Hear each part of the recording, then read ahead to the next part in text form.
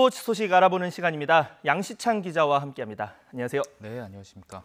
네, 지금 프로야구 보면 2위 다툼 그리고 5위 경쟁 아주 치열한 상황인데 네. 일단 NC가 웃고 있습니다. 125억 원에 사나이 양의지 선수가 녹이 좀 쓸었을까 이렇게 걱정을 했는데 아주 기름칠을 잔뜩 하고 나타났습니다. 1군 복귀 경기 아주 맹활약을 펼쳤죠. 그렇습니다. 어제 NC가 한화에 대승을 거뒀는데요. 말씀하신 대로 부상에서 돌아온 양의지가 홈런을 포함해서 4타수 4안타로 활약했습니다.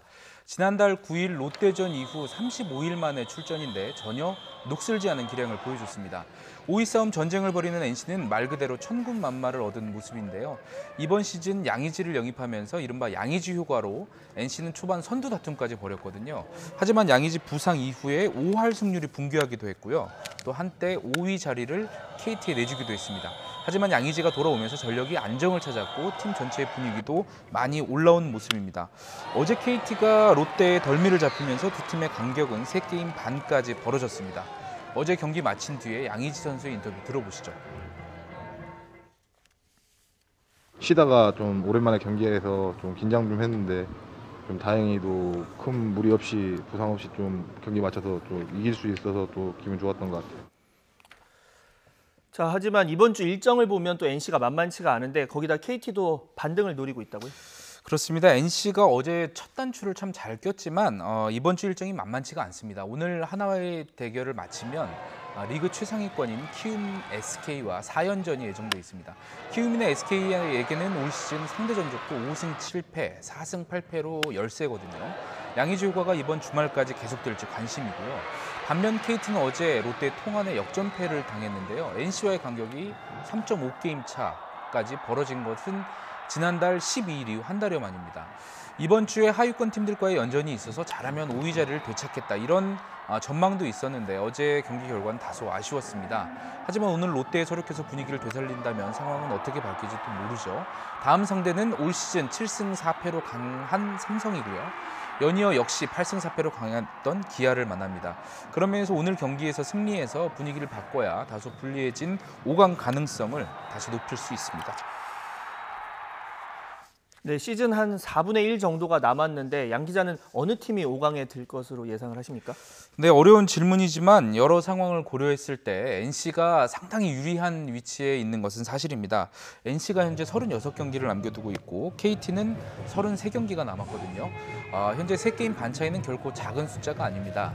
NC가 현재 승률대로 남은 경기에서 반타작 18승을 거둔다고 가정하면 KT는 33경기 중에서 21경기를 이겨야 역전이 가능하거든요.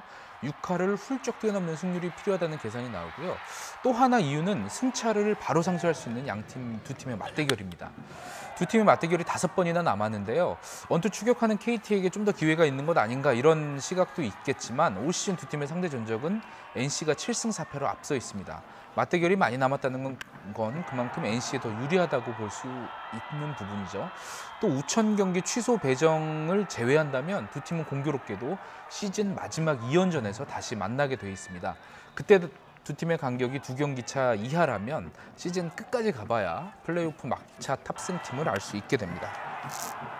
네, 만약 그렇게 된다면 진정한 끝장 승부가 될 것 같은데 네네. 자, 지금 아까 앞서 말씀드렸지만 2위 싸움, 플레이오프에 직행할 수 있는 2위 싸움도 참 치열합니다. 두산이 다시 2위 자리를 되찾았다고요? 그렇습니다. 지난달 17일 이후 한 달여 만에 2위 탈환이었습니다. 키움이 최근 10경기에서 4승 6패로 주춤한 사이에 두산은 6승 4패로 선전했습니다.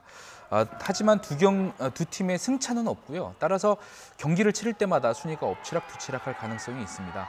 두 팀 다 한국 시리즈 우승에 도전하는 팀이기 때문에 말씀하신 대로 2위냐 3위냐 하는 점이 굉장히 중요하죠. 현재 SK 전력이 굉장히 강하기 때문에 플레이오프에서 최대한 힘을 빼지 않고 정상에 도전하는 게 필요합니다. 두 팀의 맞대결은 2차례가 남았거든요. 근데 올 시즌 상대 전적도 7승 7패로 호각지세입니다. 전문가들은 선발진은 두산이 또 중간계 투지는 키움이 조금 더 우세하다고 보고 있습니다. 두 팀의 희비를 가를 변수가 그래서 타격이라고 보고 있는데요. 두산은 타격이 예년 같지 않습니다. 페르난데스가 선전하고 있지만 김재환이나 오재일 같은 거포가 예년보다 부진한 것이 지금 두산의 고민이거든요. 반면 키움은 비교적 상하위 타선의 균형이 좋습니다. 이정후와 김하성이 고비마다 역할을 해주고 있고 박병호와 센즈도 중심 타자로서 손색이 없습니다. 여기 안방마님, 이지영과 박동원이 수비는 물론 타격에서도 한 방씩 때려주고 있거든요. 이 때문에 키움이 조금 더 전력에서 우세하지 않느냐 이런 전망이 우세합니다. 이 두 팀은 막판 주요 선수의 부상이나 슬럼프 이런 부분도 순위 결정에 변수가 될 전망입니다. 네, 뭐 감독 관계자 입장에서는 순위 싸움이 마음이 타겠지만 또 지켜보는 팬들 입장에서는 네, 이만큼 그렇습니다. 재밌는 게 없는 것 같습니다. 네, 오늘 소식은 여기까지 듣겠습니다. 지금까지 양시찬 기자였습니다. 수고하셨습니다.